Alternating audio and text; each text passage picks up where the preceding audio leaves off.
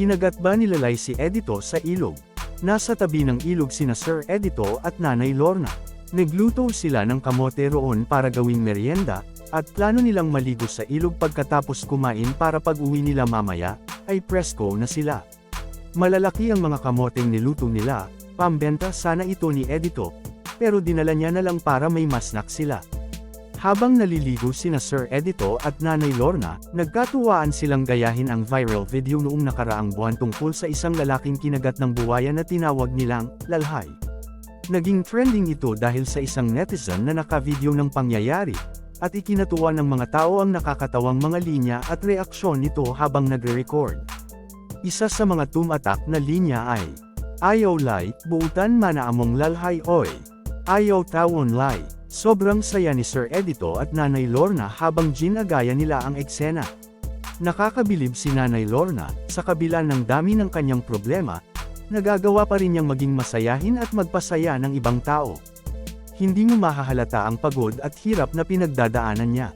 Maraming napatawa sina Nanay Lorna at Edito sa ginawa nilang ito. Marami ring nagsabi na pampatanggal ng stress ang mga video ni Nanay Lorna. Marami naman ang nagpasalamat kay Edito dahil hindi niya pinababayaan si Nanay Lorna at tumutulong pa siya sa bukid, Uma. Ayon kay Edito, ngayon lang nila naisip ang gawin ng ganitong drama, at sana raw ay napasaya nila ang kanilang mga viewers. Katuwaan lang ito, dagdag ni Edito, pero sana may napasaya at napatawa kami ni Nanay Lorna. Naawa sina Russell at Mylene sa pag-iyak ng kanilang kuya Jeffrey. Magpapa-flu vaccine ngayon sina Tito Herns, kasama si Zinia, Kuya Jepoy, at ilang kapamilya ni Sir Paul. Habang nasa loob sila ng sasakyan, napansin ni Jepoy ang ganda ng kotse kaya sabi niya, "Ganito ang bibilhin kong sasakyan pag nakatapos ako sa pag-aaral." Ang ganda kasi talaga, bagong bili raw kasi ito, ayon kay Tito Herns. Hindi nila kasama sina Ma'am Nida, Russell, at Mylene dahil tapos na raw silang magpa-vaccine sa school nila, kung saan may libreng bakuna. Tinanong ni Tito Herns si Jepoy kung kinakabahan ba siya. Sagot naman ni Jepoy, "Medyo po." Ayon kay Tito Herns, sanay na si Jepoy dahil naturukan na ito dati. Biniro pa niya si Jepoy na siya raw ang magbabayad ng ice cream nila dahil siya lang ang may dalang bag. Kasama rin pala sa magpapavaccine sina Zinia at iba pang kapamilya ni Sir Paul. Aminadong kinakabahan sina Zinia at Jepoy. Si Jepoy na ang unang tuturukan, at halatang kabado na ito. Pinahiran pa lang ng alkohol ang braso niya, napatili na agad. Natawa na lang si Tito Herns pati ang nurse na magtuturo. Nang in-injectionan na si Jepoy, napasigaw siya ng, "Aray ko!" habang dinidiin ang karayom sa braso niya. Mas lalong natawa ang lahat. Sinabi pa ni Tito Herns, "Hindi naman yan masakit, parang kagat lang ng langgam." Hindi na napigilan ni Jepoy at napaiyak siya pagkatapos maturukan. Tinanong siya ng kapatid ni Sir Paul kung masakit ba talaga, at sagot ni Jepoy, "Masakit sabay haplos sa mata." Sunod na tinurukan si Zinia. Kalmado lang siya at mukhang sanay na. Nang matapos na ang lahat, nagyabang pa si Jepoy, sabay pikitan ng braso. Habang nasa loob ulit sila ng sasakyan, napansin nilang tahimik si Jepoy. Biniro siya ng kapatid ni Sir Paul, "Kanina, madaldal ka. Ngayon, tahimik ka na." Sagot lang ni Jepoy, "Aray ko," sabay hawak sa kanyang braso. Pag-uwi nila, sinabi ni Zinia na ikukwento niya kay Mylene na umiyak si Jepoy dahil sa turok. Pagdating nila, nandoon na sina Ma'am Nida, Russell, at Mylene. Biniro agad nila si Jepoy tungkol sa pag-iyak niya.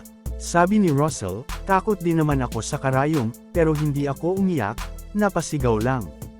Tapos na rin palang maturukan si Nenito ng flu vaccine bago umuwi sa Davao. Ayon kay Tito Herns, maganda talaga ang flu vaccine bilang proteksyon, at taon-taon silang nagpapabakuna. Kwento niya pa, noong nag-abroad siya, palagi siyang nagpapabakuna kasi siya lang mag-isa roon, at iba-ibang lahi ang kasama niya. Paano kung magkasakit ka tapos mag-isa ka lang sa kwarto? Walang mag-aalaga sa'yo, dagdag niya. Sabi pa ni Tito Herns, mararanasan din ni Jepoy at ng mga Maria ang ganoon balang araw kapag nakapagtapos sila at naging successful. Pwede rin silang makapag-abroad. Biniro niya ulit si Jepoy, "Sabi mo mabigat yung braso mo, lagyan mo na lang ng hollow block yung kabila para balance." Dagdag pa niya, "Huwag ka mag-alala, bukas na bukas, okay na yan." Tinanong ni Mylene si Jepoy, "Totoo ba talaga, umiyak ka?" Sagot ni Jepoy, "Opo." Hinaplos naman ni Mylene ang likod niya sabay sabi, "Konting yayay, lang yan." Dagdag pa ni Mylene, "Kawawa naman si Kuya Jeffrey namin kasi umiyak." Isinama ni Tita PB Love sina Erna, Dolly, at Marjorie sa isang sosyal na kafe. Isinama nga ni Tita PB Love ang tatlo sa isang sosyal na kafe sa Abra. Isinama rin niya ang lahat ng tauhan niya sa bahay. Kinaugalian na talaga ni Tita PB Love na gumala sa magagandang lugar tuwing nakakauwi siya sa Pilipinas. Lagi niyang sinasama ang lahat ng tauhan niya sa bahay, walang naiiwan, pati na rin ang mga Maria na scholars niya. Gusto kasi ni Tita PB Love na maranasan din nila ang pumunta sa mamahaling lugar at matikman ang mga pagkaing minsan lang nila makita o makain. Wala nga lang si Buddy Day kasi abala siya sa eskwela, at si Irene naman ay pumasok sa kanyang part-time job sa construction. Habang kumakain at umiinom ang tatlo, sinabi sa kanila ni Tita PB Love, "Kapag nakatapos kayo ng pag-aaral, ganito rin ang magiging lifestyle ninyo." Samantala, nagpa-practice na ang 5 Marias ng Abra, sina Ate Buddy Day, Kumaring Irene, Marjorie, Erna, at Dolly, para sa nalalapit na debut ni Mylene. Magkakaroon kasi ng presentation ang Marias ng Abra, kaya tinuturuan sila ni Maestrong John para sa kanilang sayaw. Tuloy na ang pagpunta ng pamilya ni Mylene sa Maynila para sa kanyang debut. Binisita ni Sir Paul ang pamilya ni Mylene upang i-anunsyo na tuloy na ang biyahe nila papuntang Maynila para dumalo sa nalalapit na debut ng kanilang anak na si Mylene. Sobrang tuwa ng nanay at tatay ni Mylene sa magandang balitang dala ni Sir Paul. Ito ang unang pagkakataon na magiging bongga ang birthday celebration ni Mylene. Kahit malayo ang venue, hindi papayag si Sir Paul na hindi makadalo ang pamilya ni Mylene. Totoo nga naman, kahit gaano pa kaganda ang selebrasyon, kung wala ang pinakamamahal mong pamilya, kulang pa rin ang saya. Kaya naman si Sir Paul, na napaka-thoughtful, ay gumawa ng paraan para maging kumpleto ang kaligayahan ni Mylene sa kanyang debut, kasama ang kanyang mga magulang. Sa June 20 ang alis ng pamilya ni Mylene papuntang Maynila, ngunit hindi si Sir Paul ang makakasabay nila. Sa halip, sasamahan sila nina Peter Paul at Edito. Maaga kasing aalis si Sir Paul sa June 16 dahil sasabayan na rin ito ng celebration ng kanyang kaarawan sa June 18. Hindi na sila kailangang magdala ng maraming gamit dahil bibilhan na lang sila ni Sir Paul ng mga kakailanganin nila para sa ilang araw na pamamalagi roon. Biniro pa ni Sir Paul ang pamilya ni Mylene na bawal na silang masikatin ng araw mula June 15, dahil paghahandaan nila ang kanilang itsura, ipapalinis ang mga kuko, ipaparelax ang buhok ng nanay ni Mylene, ipapamakeover, at pati nose treatment pa raw. Aayusan silang lahat ni Sir Paul upang maging presentable at confident sa debut. Pinayuhan din sila na huwag ikahiya kung sino sila, dahil sila lang din naman ang nandoon. Gusto lang ni Sir Paul na maramdaman ng pamilya ni Mylene ang tiwala sa sarili at saya ng espesyal na araw na ito. Pinaalalahanan din sila na dalhin ang kanilang mga gamit na lumad mula sa kanilang tribo, dahil ito ang bahagi ng ethnic theme ng debut.